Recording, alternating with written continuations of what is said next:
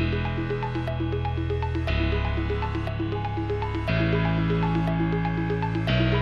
we're recording. Welcome, everyone, to another episode of Under Quarantine with Dr. Norcott. I am joined again by my really good friend and colleague, Dr. Burnett-Zeilgler. We are here to talk about gender and trauma. We're talking about it specifically in the context of Black women, but I also should note that we are taping this in a time when our community is under intense violence and experiencing intense trauma. And so we wanted to kind of hold a space for that as well. So welcome back, Inger. How are you doing? Thanks for having me. This conversation today couldn't be more timely. I know you and I had some talks about addressing the topic of women in trauma when the world was in less chaos. And now it seems even more important. The question you're asking how you're doing is such a hard one these days. I can say for me, the last couple of days have been really hard. I live in the loop. And so I've had the perpetual noise of yelling, sirens, honking, added on by news coverage, social media, as well as some loss in my personal life. And so I definitely feel it. And I feel it in a way that is different than, in times past when our community and the Black community specifically has been in crisis. And so hard, stressful, anxiety-provoking days these are. I wanted to hold this space and have this conversation with you to talk about really the unique intersection that Black women find themselves in regards and in relation to trauma. What things have you found are unique in terms of the work that you do with Black women? I think the discussion around Black women's trauma, particularly in Chicago, is such an important one. As you mentioned, we're both in this space. And one thing that I found is that a lot of conversation about trauma has tended to focus on gun violence. And while the Black women that I work with in my community work certainly have been impacted by gun violence, additionally, they have experiences with intimate partner violence or domestic violence, bringing to the table history of childhood physical or sexual abuse, in addition to perhaps continuing to live in communities that are impoverished and have exposure to neighborhood violence on top of that. And so I think when working with women in general and Black women specifically, really attending to that multidimensional and also perhaps intergenerational forms of trauma that women might be bringing to the table can be really critical. I'm really glad that you brought that point up. There's women, when they present for therapy, they're coming with such layered experiences. And there's been a lot of talk, and you do a lot of work in this area. We both do, in terms of trauma-informed care. I think it's really important when you're talking about trauma-informed care to recognize that you cannot be truly trauma-informed unless you're also practicing cultural responsive care and gender responsive care, which means that with gender responsive care, you are looking through the lens of women's lives and really understanding what it's like to walk and be raised and socialized as a girl and a woman. And culturally, to not only just understand that there is an other that exists, but that you're also doing the work internally. If you are not a person of color, or if you have a different cultural background or racial background than your client, you're doing the cultural work and the self-reflection to that's really ongoing. What biases am I bringing into the room? And I think particularly when Black women are making this step to go to therapy, it really behooves us to do that work so that we're ready to receive them. Yeah, I couldn't agree with you more. I think that cultural piece is so important. When I think about women that are coming to therapy, often they're coming with this idea of talking about a specific issue, and there's so many other issues that have come before that have compounded this present experience that they're bringing to therapy.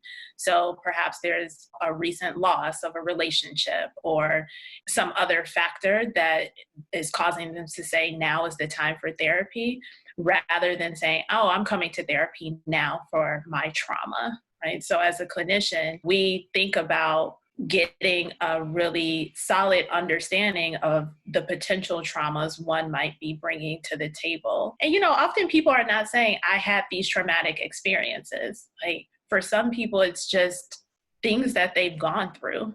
They were not recognizing that I am demonstrating symptoms indicative of traumatic stress, that they're pissed off all the time and checked out and overeating and having nightmares because of that trauma that happened 10, 15, 20 years ago. Of course, that that's part of our work, is helping people to draw the connections between those experiences and using that awareness to help them heal and help them recover.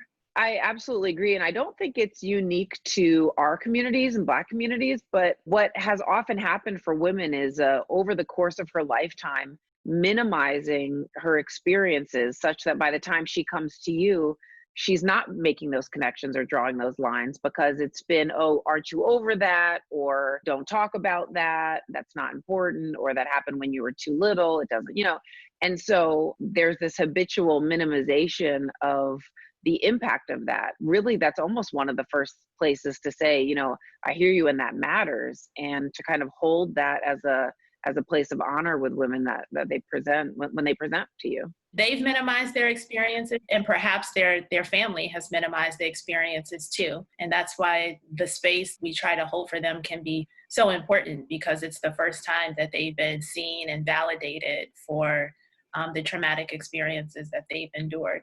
I often hear from colleagues to clients this fear of being perceived as an angry Black woman.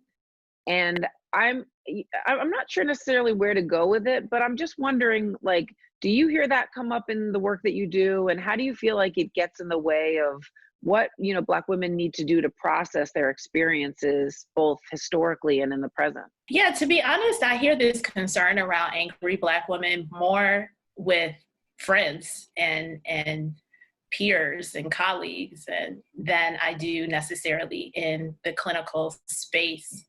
I think that for a lot of professional Black women, be it in academia or in corporate America or whatever your space is, there's a perceived pressure to perform and kind of, execute a certain type of image of, how we understand we should behave in that situation. It's so timely right now because there's been so many articles showing up now about how should we show up today, this Monday, after 3 days of riots, after news of Black men being killed. Are we supposed to show up and not be angry? And for a lot of people in their spaces, the answer is yes. That is kind of what is expected. In the clinical or in the research space, what I have seen is a lot of kind of unregulated anger, which we know is associated with depression and associated with poor health outcomes like hypertension and cardiovascular disease. And that I do a lot of work in mindfulness and currently exploring how mindfulness can help people take control over their anger. When people are angry, they often are out of control. That can have some negative consequences. So thinking about strategies that can be used in the clinical space to help people take control of real anger, and use that in a way, not just for the other, right, but in a way that is helpful for themselves and their independent goals. Yeah, one of my early mentors, when she was talking about anger, she said women are often told to dismiss their anger or to not be angry because it's not normative for gender, and men are encouraged to express anger and just get it out. And for women, it can be really powerful to say, good, you're angry. You have a lot to be angry about, but let's make this emotion, this big emotion, work for you and figure out a way to use it so that it's not kind of isolating and further kind of marginalizing, but is actually connecting and creating active change. Yeah.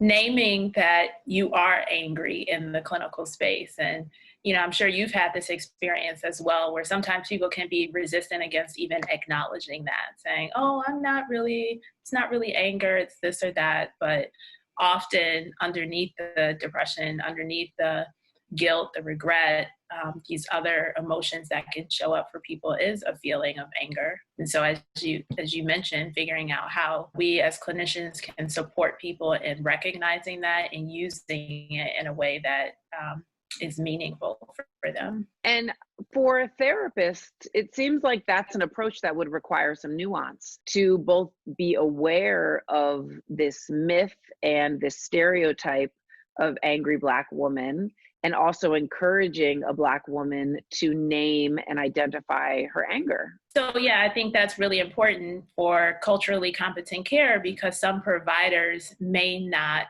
be aware that this is a persistent stereotype in the Black community that some Black women may feel the need to protect against. And so when working with cultures different than your own, just to make it broad, understanding some of those nuances can be really important in terms of understanding the unique experience that the client that you're working with is bringing to the table. So, this is why people want race match providers, because they feel like they're not going to have to do that explaining.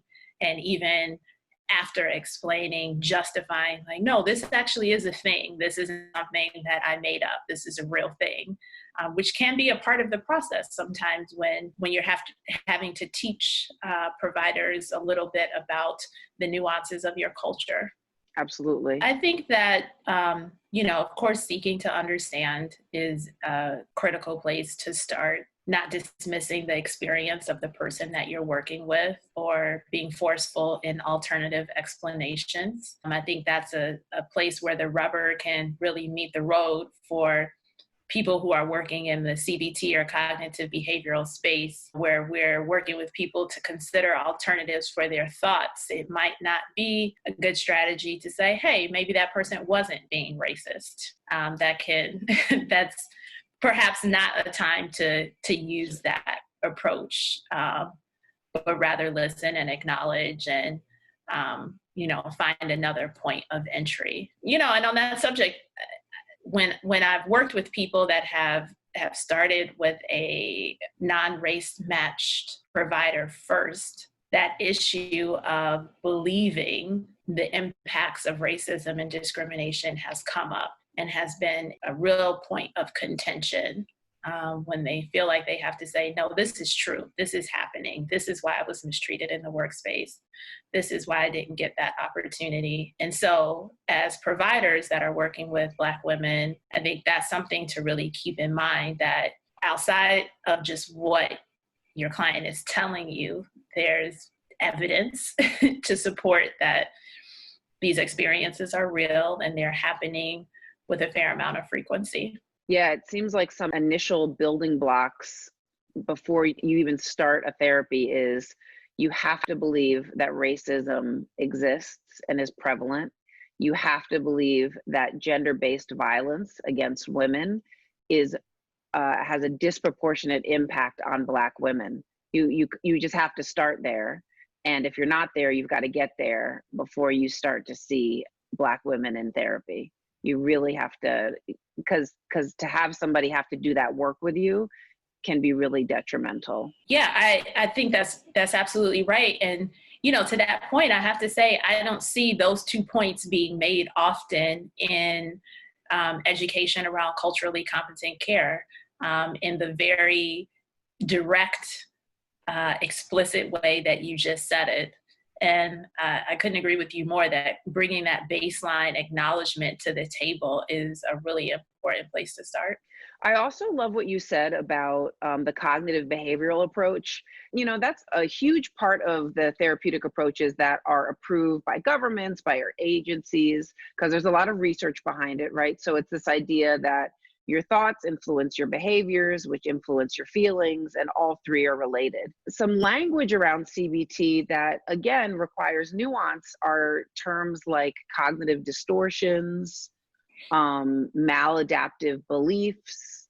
Those are just two. But when you're talking to women about some feelings and some experiences that she's trying to describe to you, and you're using words like cognitive distortions, that can be so invalidating.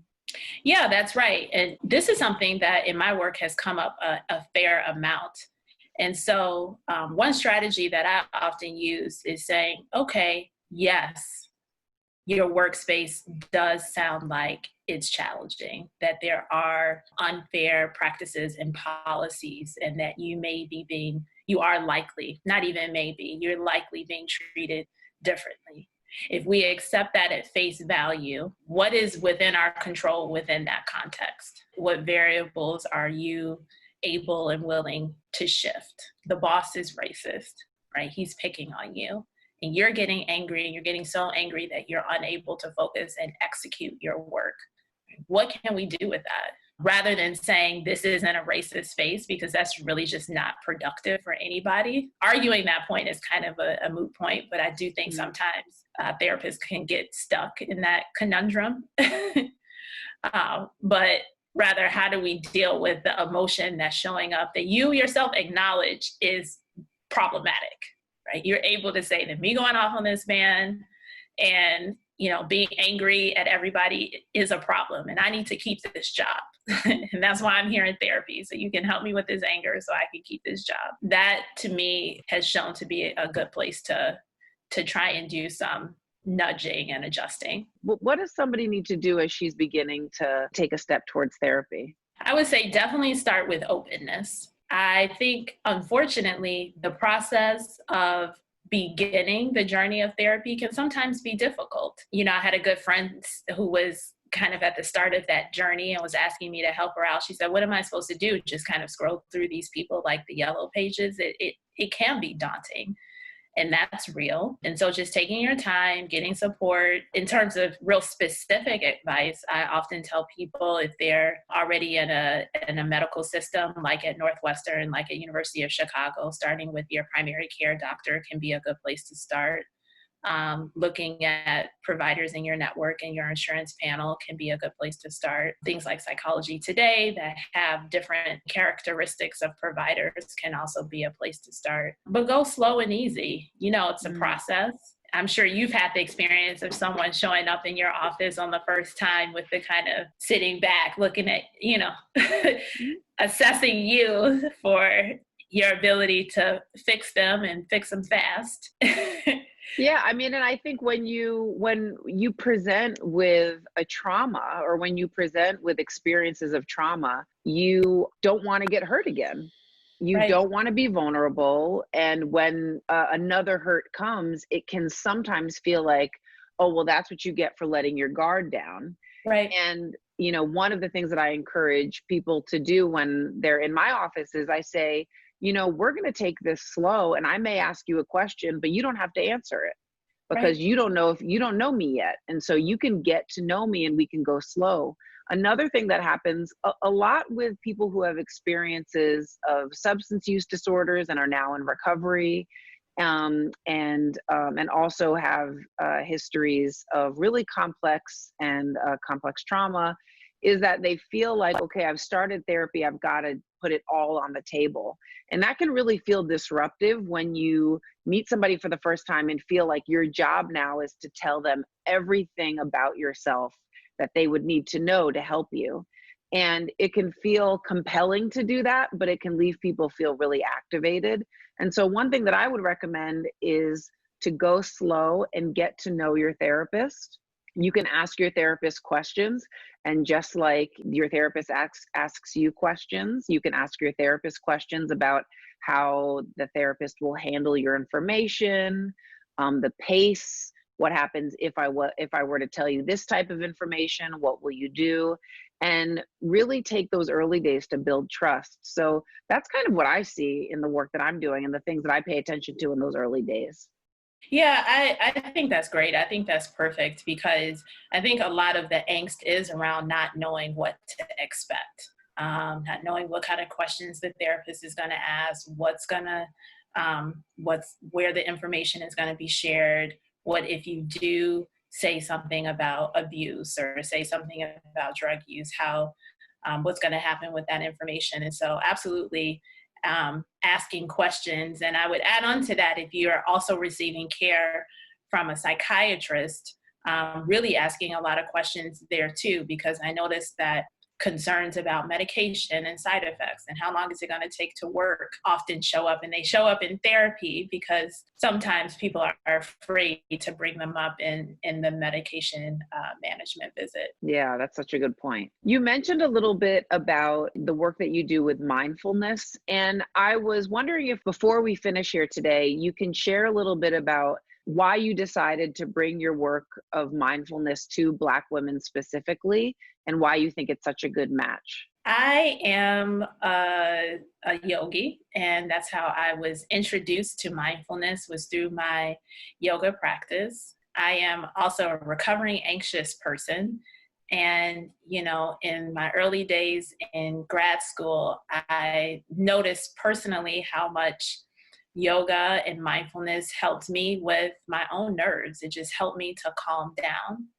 And so it really started with this idea that mindfulness is kind of this sneaky therapy, if you will, because they don't call it therapy, but it's a bag of strategies that can help people cope with their emotions, help people cope with anxiety, help cope with feeling down or depressed. And I thought it was so important to bring it to Black women because knowing that we're less likely to come to therapy. So given that knowledge that we're less likely to come to therapy, what can we as providers do to offer alternatives that can support our community and support Black women in healing?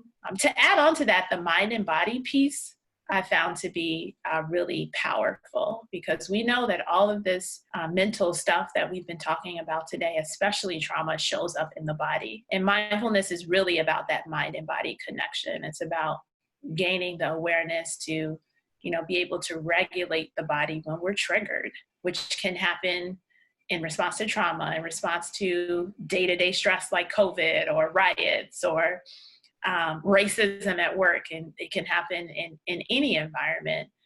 And it really gives we as the individual, the power to be able to control that in the moment. And I thought that was so meaningful, that we as clinicians, we hold some of the tools, but not all of them, and to give folks something that they can use on their own. So before we finish, you've got a book coming out. I'm eager to read it, and I'm eager for everyone to know about it and go out and get it as well. So share with us the title, topic, everything. Yeah, thank you for mentioning it. Of course, the title of the book is Nobody Knows the Trouble I've Seen, Exploring the Emotional Lives of Black Women. It's an integration of personal story of friends and family, and stories of clients that I've worked with an overlay of research and data around mental health issues that are common among Black women. I really feel honored and privileged that people have trusted me with their individual experiences, both in my personal life and in my professional life. And I hope the book is an opportunity for folks to know that they're not alone, that unfortunately the experiences of trauma and stress and depression are common in general, and specifically in the Black community. And I hope the book to be a step on the journey toward healing and wellness. It will be released in February 2021. And as always, I'm grateful for you to give me an opportunity to drop a plug, and I look forward to sharing it with you and the world. Oh, well, we can't wait. Thank you for sharing your time, your expertise, and your sisterhood with me and friendship. I appreciate you so much. And I just love having you come and share in this space with me when you can fit it in. So thank you so much. Thank you to you. And I feel the same way. And the sisterhood couldn't be more important and timely. And, we're both supporting others in our work, and it's nice to be able to support each other as well. Thank you, everyone, for tuning in, and take care of yourselves and take care of each other. Bye-bye.